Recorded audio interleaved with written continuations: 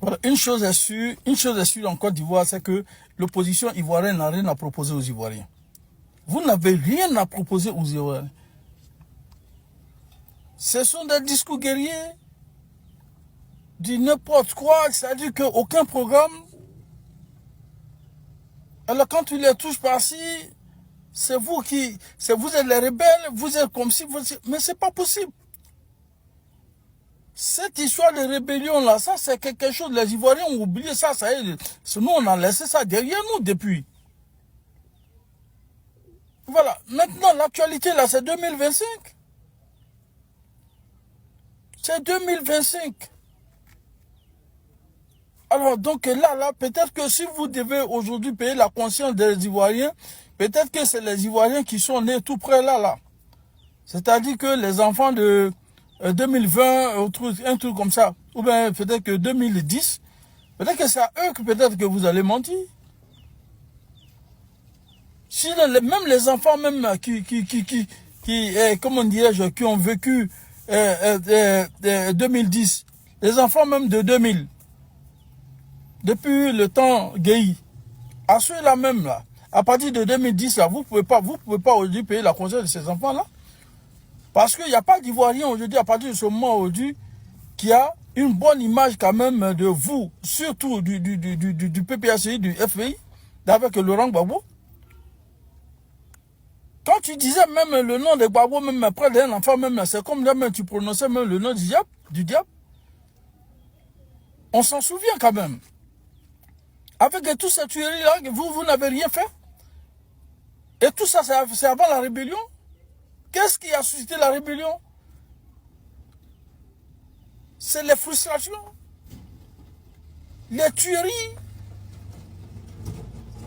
avec ces histoires de charniers, machin, tout ça. Mais quand même, c'est des parents de certaines personnes que vous avez tuées. Alors vous pensez que ces personnes-là allaient rester comme ça? Comme s'ils n'avaient pas de sang, comme s'ils n'avaient pas de cœur? C'est la révolte donc de toutes ces personnes-là.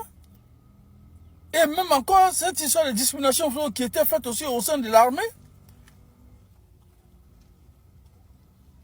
Ces histoires d'ethnie là, c'est pas possible, c'était du n'importe quoi dans l'armée, dans l'autre. Il y a eu trop de frustration dans l'armée. Il y en a même qui pensaient même que non, quand tu n'es pas embêté là, il n'y a rien à faire.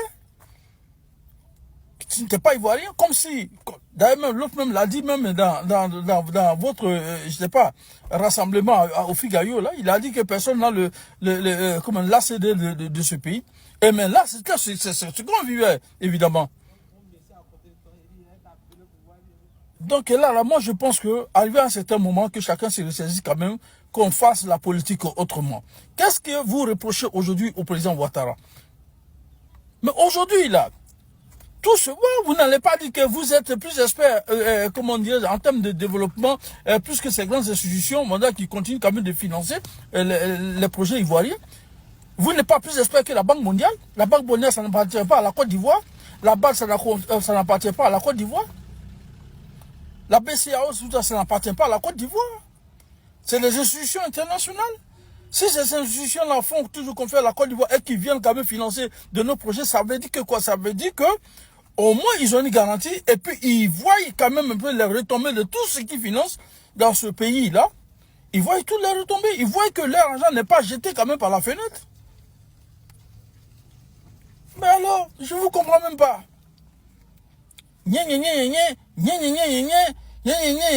Quatrième mandat, quatrième mandat. En temps normal, je pense que la loi, là, quand même, il y a une constitution qui est en place. Qu'est-ce que la constitution dit?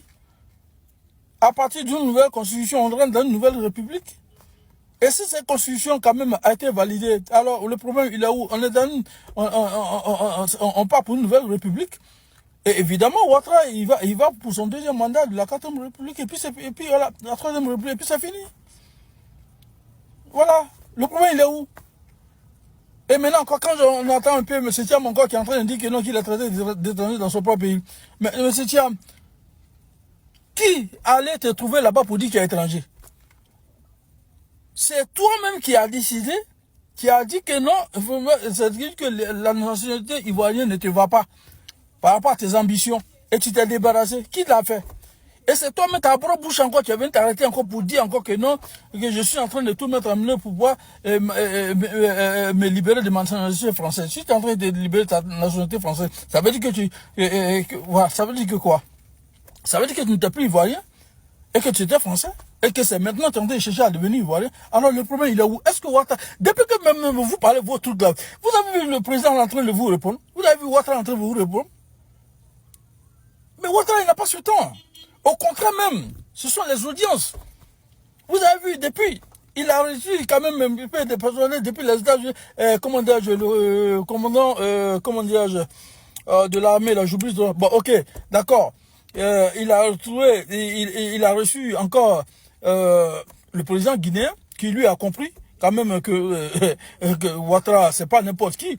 Et puis après, il y a celui du Niger qui est venu et ils ont compris. Je pense arriver à certains moments qu'on se ressaisisse et qu'on voit un peu les noms. Le jour où vous allez comprendre que Ouattara, là, c'était une bénédiction pour la Côte d'Ivoire, ce n'est pas aujourd'hui. Vous pensez qu'on est encore dans cette politique de barbarie, cette politique de la rue, les machins, encore. Ça c'est fini ça. Ces histoires de dire sortez, venez sortez, vous n'avez pas de famille, vous n'avez pas d'enfants qui sont partis à l'école, vous n'avez pas des enfants qui savent où on porte les camps, ou eux, leur pied, ça ne rentre pas dans les camps pour sortir. Vous pensez encore que non, en temps normal là, ça dit que des enfants ou bien des jeunes encore sont prêts encore pour se sacrifier pour vous. Mais ça c'est fini ça, cette politique de la rue, cette politique de barbare. C'est fini ça. On est à l'heure de la diplomatie et de la technocratie. Voilà, c'est tout. Vous n'avez aucune gestion d'une nation et puis c'est vous le président. Vous pensez qu'on se lève comme ça pour devenir président? Hein? Mais dis donc. Et puis avec aujourd'hui, vous voyez comment Ouattara il a monté un peu là-bas. La barre est très haute pour vous. Je vous jure, même si vous devenez président, on dit à moi, 6 mois après, il va y avoir coup d'état en Côte d'Ivoire, ils vont vous sauter. Parce que vous ne pourrez pas tenir. La barre est montée très haute. Vous ne pourrez pas. Et ça, vous pouvez écrire et puis déposer. Aujourd'hui, là, si les Ivoiriens ont un souci aujourd'hui, c'est l'après Ouattara. Qu'est-ce que la Côte d'Ivoire va devenir après Ouattara? Parce qu'aujourd'hui, là, la barre est très, très, très, très haute. Sur tous les plans. C'est du jamais vu. Le développement dans tous les secteurs confondus. En interne encore, le développement, ça se déploie partout sur le territoire national. Ça, c'est du jamais vu dans la sous-région. Et c'est avec ça que vous voulez vous amuser. Vous rêvez, hein. Ne vous réveillez pas.